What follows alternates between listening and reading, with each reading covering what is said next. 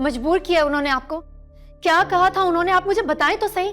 क्यों कर दिया आपने वो पेपर साइन? कोई मजबूर नहीं किया था मुझे, समन है।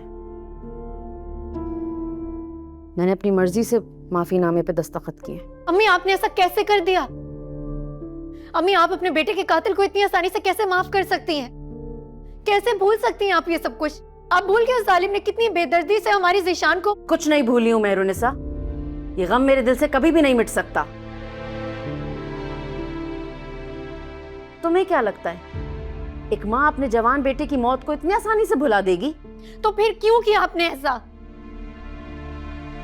मैं अपने ज़ीशान के कातिल को सजा दिलवाए बगैर सुकून से नहीं बैठती। लेकिन अगर आप उन पेपर्स पर साइन ना करती तो आपने तो साइन करके सारी बात ही खत्म कर दी। तो ज़ैन शाह फिर भी रिहा हो जाता। तुम्हें अंदाजा नहीं है उन लोगों की ताकत का। उनके लिए कुछ भी नामुमकिन नहीं है।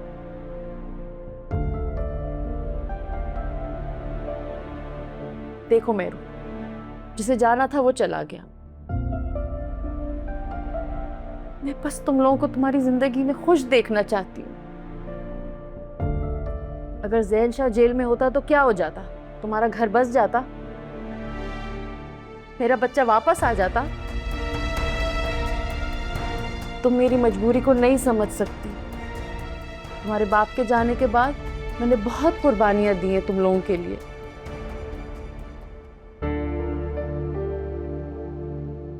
इस दुनिया के आगे मैं डट के खड़ी रही।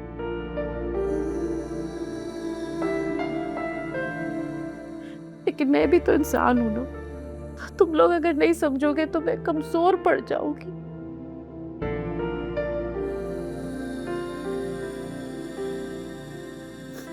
हम बेटियां तो आपकी ताकत थी अम्मी, कमजोरी कब से बन गए?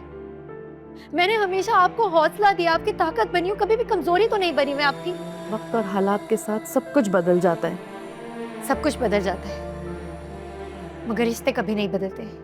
और आपने ये करके बहुत गलत किया अम्मी, आपने बहुत गलत।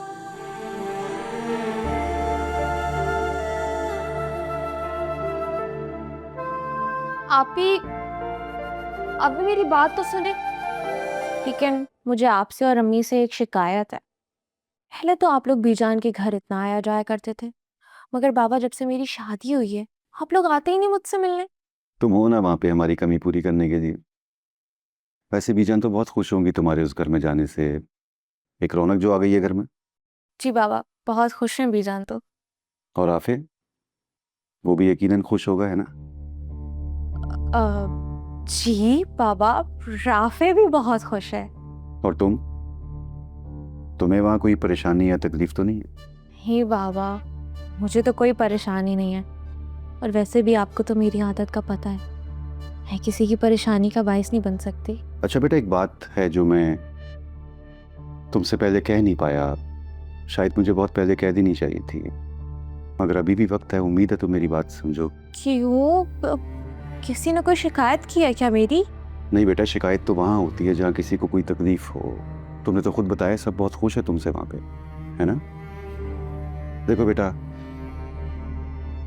ये घर जहाँ पे तुम थी वो भी तुम्हारा था, और जहाँ तुम गई हो वो भी तुम्हारा है। और उस घर को जन्नत बनाना भी तुम्हारा ही काम है। तुमसे बढ़कर मुझे कौन प्यारा हो? हाँ, मेरी बहन और मेरा भांजा भी मुझे बहुत अजीज है। मैं जहाँ तक संभाल सकता था तुम्हें संभाला मैंने। अपना फर्ज भी अदा कर दिया। मेरे बाद अगर इस दुनिया में कोई ऐसा शख्स है जो तुम्हें दुख और तकलीफ से बचा सकता है तो वो सिर्फ तुम्हारा शौहर। मगर वो तब जब तुम अपने शौहर की ज़ात से जुड़े लोगों को अपना मानोगी। बीजान को भी अपनी सास नहीं समझोगी, बल्कि उन्हें माँ का दर्जा दोगी। और अगर ऐसा नहीं करोगी तो फिर तो घर टूटने में 2 मिनट लगते हैं। तुम अच्छी तरह जानती हो कि मैं अपनी ज़िंदगी कैसे गुजार रहा हूँ, जैसे तैसे।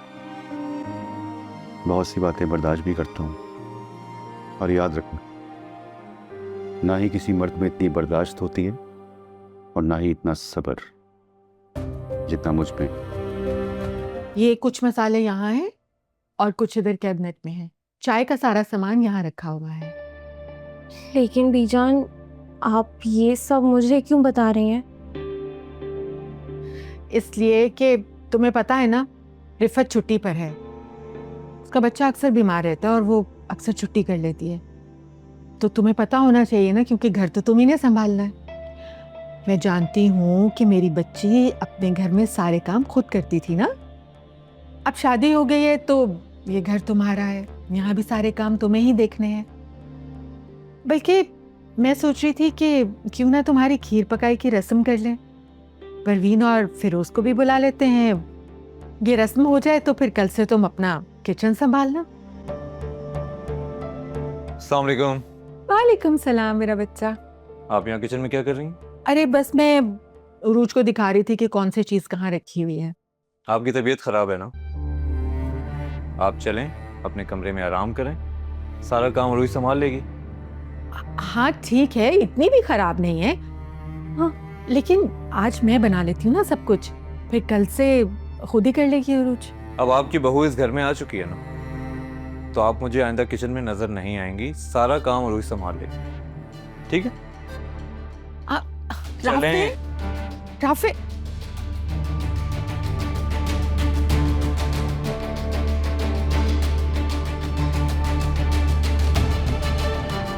कैसी हैं भाभी जान? कल पूरी रात आपके कमरे की लाइट जलती रही, क्या हुआ, नींद नहीं आ रही थी? वैसे मैं आ गया हूं, अब तो मुश्किल ही आपको नींद आए, है ना? क्योंकि आपकी नींदें उड़ाने ही तो आया हूं मैं।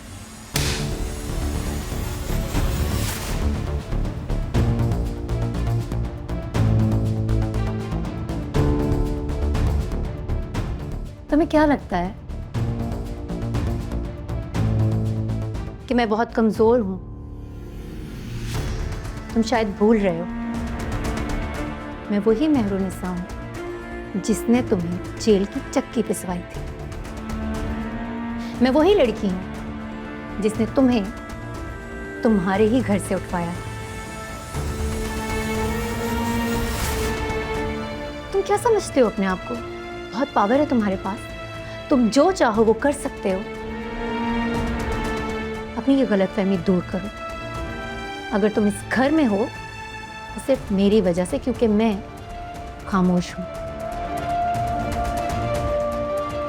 और तुम जानते हो कि मैं खामोश क्यों हूं?